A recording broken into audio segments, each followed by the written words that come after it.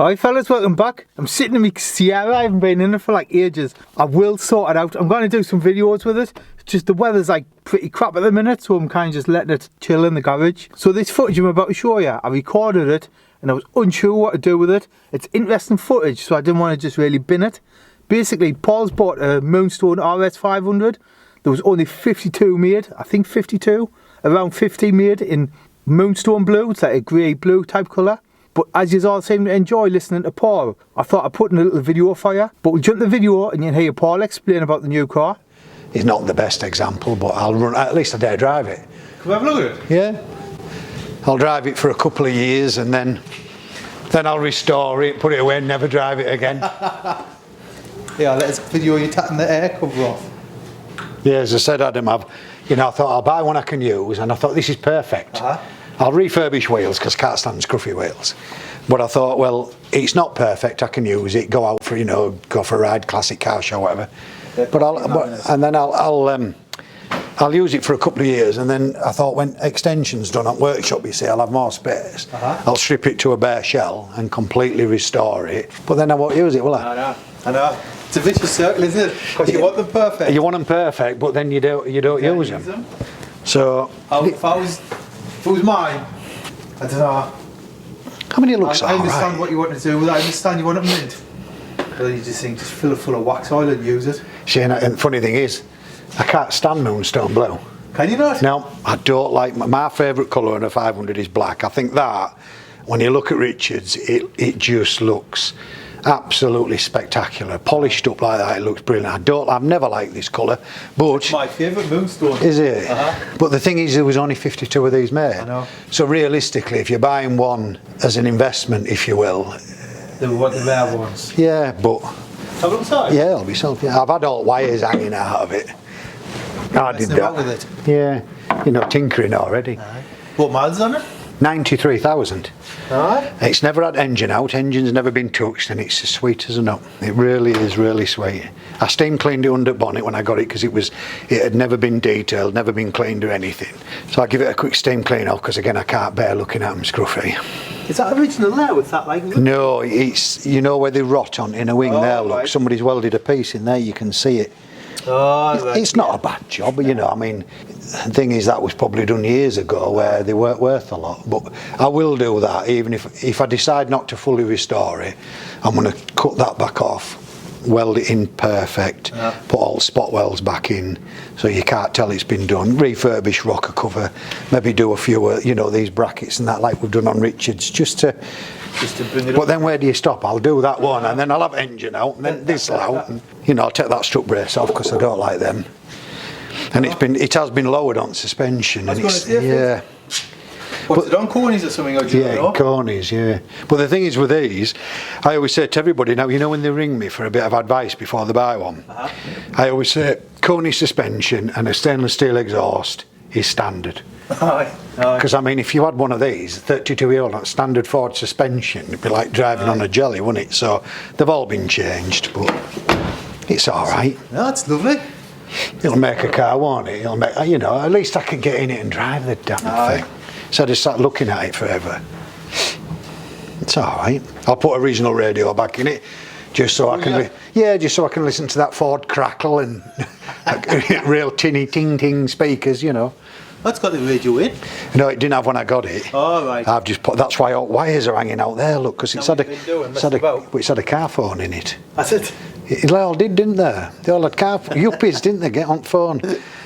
So you can see I've had started ripping it out because I can't be doing with that. But it had that in it, which is going in nearest bin. Oh, surround sound system, eh?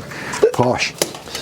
And that sounded real good on Ford tinny speakers. I would have to put a stereo in so my phone connects and that. I like my phone to connect and be able to listen to my podcasts and that.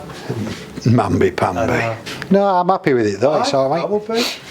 It'll look nice when it's polished up and once wheels are done, wheels transform a car, don't they? Are you not tempted to put like some centre lock or something on? Or something? No, because whatever you put on over standard, you have to trim arches, don't you? And arches have never been cut.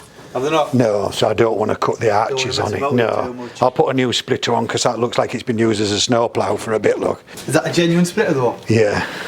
Probably still get 800. Well, I don't like to say it, but this belonged to a woman. Did it? Yeah, she's had it for, it looks like she's been using that as a guide to park against curbs, doesn't it? Because look, corner's completely missing. So I'll straighten bumper up, I'll put another splitter on it, put fog light grills in, because it's got the fog lights in. So I'll put some 500 grills in it. It's got a nice number plate as well, like. Don't know what SOC stands for, like, but well, I could think of something, but I maybe shouldn't say it. Silly old. Is that for you, is it? It must be, yeah. But you know, I got offered it. The guy rang me. He wanted a nice 500, and anyway, we got talking about him, and he said, really, and he's right. He said by the time he'd brought this one up to perfect condition, he would have more money in it than it's worth, because obviously he'd have to pay labour.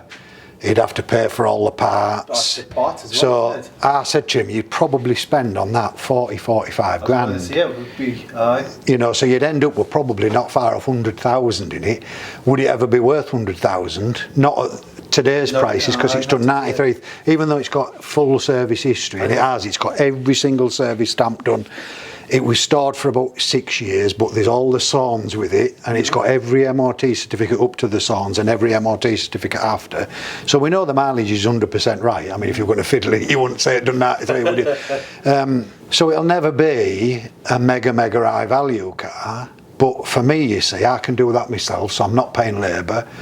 I've got most of the parts that the car needs to put it back, like the radio and the splitter. I've got them all, so they don't really cost me anything. It cost me to get it painted, but you know, I could probably restore that for maybe 15 grand. Do you think you will restore it? Do you think you'll strip it to a shell and... Yeah. Aye, will you? If I'm honest, I never thought about buying it to drive it myself for a couple of years. My sole purpose was, I thought, you know, I've got that black one that I never drive and it's mint, and I restore them all for everybody else, and I've always wanted to restore one myself. But when the previous cars I've restored have never been to what we call concourse. Right. They've been what I call preservations rather than restoration. As in, you know, we strip everything, we powder coat all the beams and that black. We zinc plate all the butts, so they look lovely, and it keeps them for another 20 years. But I've always wanted to restore one back to absolute 100% exactly as it left the factory. You know, paint all the bolts that should be blue, all the yellow bolts. You know, really go proper window licking anal with it. And I've always wanted to do it. But the cars I've had have been far too nice to strip, because they've been quite original. And even though that's quite original, it's not too nice to touch, if you know what I mean. So I thought, I'll do that, and I'll stick it in, you know, in storage. I'll forget about it for a couple of years till the extension's done. And then I thought, do you know what? I'm going to MOT it in spring. It's MOT'd now. Get wheels done. Just make it look a bit more presentable, and I can use it for a couple of years. Just, you know, I'm known for these cars, aren't I? And I never drive one. And I thought, you know, I can go to Scarborough for an ice cream on a Sunday and not worry about it too. You know, if somebody opened the door and dinged it, I'm not going to be happy, but I'm not going to be, you know, I'm not going to be stood there like a child crying and spitting my dummy out, am I? So that was the plan. I thought I'll use it for a couple of years. Makes sense. You just put that original, just put it back to original, and then just enjoy it. I'll lift that suspension though, because on front, well, that's why that splitter's got damaged. I think they've put too low. Yeah, they put too much on it. Lift it up 10, 20 mil or something. Yeah, that's it. Think the same as the back. Yeah, but it's alright. It's ideal as a project car, isn't it? And smoke about. Not bad project car, mind, is it? Well, it'll do, won't it? It's alright. That's it, fellas. Let us know what you think of the car in the comments. Also, can I just say a huge thanks to Hampson Auctions for sponsoring my channel. If you've got like a cool car, an old car, an interesting car you want to sell, right? If you drop Hampson Auctions a message, tell them I sent you, and if you sell your car with Hampson Auctions, right, the final hammer price is what you get paid. They literally take nothing off you for selling your car. Like I say, I'll leave their info in the comments below. Check it out. Thanks for watching. Catch us on the next one.